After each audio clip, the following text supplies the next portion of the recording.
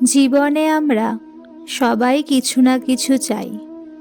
আরও টাকা, আরও সম্মান, আরও সাফল্য। কিন্তু কখনো কি ভেবে দেখেছেন, এই আরও চাই মানসিকতাই আজ আমরা জানব এক অসাধারণ গল্প, যেখানে গৌতম বুদ্ধ শেখাচ্ছেন লোভ ত্যাগ করলে মানুষ সত্যিকারের ধনী হয়ে ওঠে। ভিডিওটি শেষ পর্যন্ত দেখুন, কারণ শেষের শিক্ষাটি আপনার জীবন বদলে দিতে পারে। একদিন এক ধনী ব্যবসায়ী গৌতম বুদ্ধের কাছে এলেন। তার বিশাল বাড়ি, অসংখ্য সম্পদ, দাস দাসী সবই ছিল। তবুও তার চোখে ছিল অদ্ভুত অশান্তি। তিনি বললেন, ভগবান, আমি অনেক উপার্জন করি, কিন্তু যত বেশি পাই তত বেশি আরও চাইতে ইচ্ছে করে। আমার মন কখনো শান্ত হয় না। কেন? বুদ্ধ শান্তভাবে হাসলেন। তিনি তাকে আশ্রমের পেছনের একটি ছোট পুকুরের কাছে নিয়ে গেলেন। বুদ্ধ একটি পাত্রে জল ভরতে লাগলেন, কিন্তু পাত্রের নিচে ছিল একটি ছোট ছিদ্র। যতই জল ঢালা হচ্ছে, সব নিচে গড়িয়ে পড়ছে। বুদ্ধ বললেন, এই পাত্রটি তোমার মনের মতো, আর ছিদ্রটি হলো লোভ। যতই সম্পদ ঢালো, যদি লোভ থাকে, মন কখনো পূর্ণ হবে না। ব্যবসায়ী কিছুক্ষণ নীরব রইলেন। তারপর বুদ্ধ তাকে আরেকটি প্রশ্ন করলেন, তুমি কি কখনো ভেবেছ তোমার যা আছে তার জন্য কৃতজ্ঞ হওয়া যায়?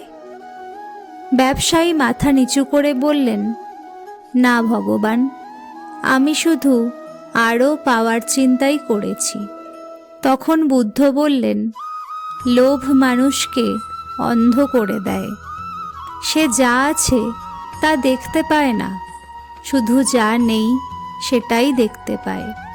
তারপর বুদ্ধ তাকে একটি অনুশীলন দিলেন। আগামী 7 দিন তুমি কিছু কিনবে না, কিছু জমাবে না, শুধু যা আছে তার জন্য প্রতিদিন কৃতজ্ঞতা প্রকাশ করবে। প্রথম দিন তার খুব কষ্ট হচ্ছিল। মনে হচ্ছিল কিছু একটা কম আছে। দ্বিতীয় দিনেও অস্থিরতা। তৃতীয় দিনে একটু শান্তি। সপ্তম দিনে সে বুঝতে পারল তার জীবনে সম্পদের অভাব ছিল না, অভাব ছিল সন্তুষ্টির। সে আবার বুদ্ধের কাছে ফিরে এলো। তার চোখে এবার শান্তির আলো। সে বলল, ভগবান, আজ আমি বুঝেছি, সম্পদ নয়, সন্তুষ্টি আসল ধন। বুদ্ধ বললেন, যে লোভ জয় করতে পারে সেই প্রকৃত বিজয়ী। বন্ধুরা, আজকের গল্প আমাদের একটা বড় সত্য শেখায়। সম্পদ বাড়লে সুখ বাড়ে না, কিন্তু সন্তুষ্টি বাড়লে জীবন বদলে যায়। গৌতম বুদ্ধ আমাদের বুঝিয়েছেন, লোভ হলো সেই আগুন যা যত জ্বালানি পায় ততই জ্বলে ওঠে, আর সন্তুষ্টি হলো সেই জল যা মনকে ঠান্ডা ও শান্ত করে। আজ থেকেই চেষ্টা করুন যা আছে তার জন্য কৃতজ্ঞ হতে। দেখবেন আপনার ভেতরের অশান্তি ধীরে ধীরে মিলিয়ে যাচ্ছে।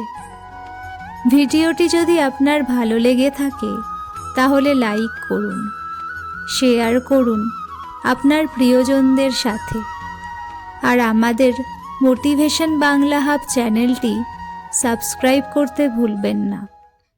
কমেন্টে লিখুন, আমি লোভ নয়, সন্তুষ্টি বেছে নেব।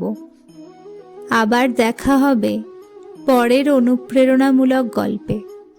ততক্ষণ পর্যন্ত ভালো থাকুন, শান্ত থাকুন। নমস্কার।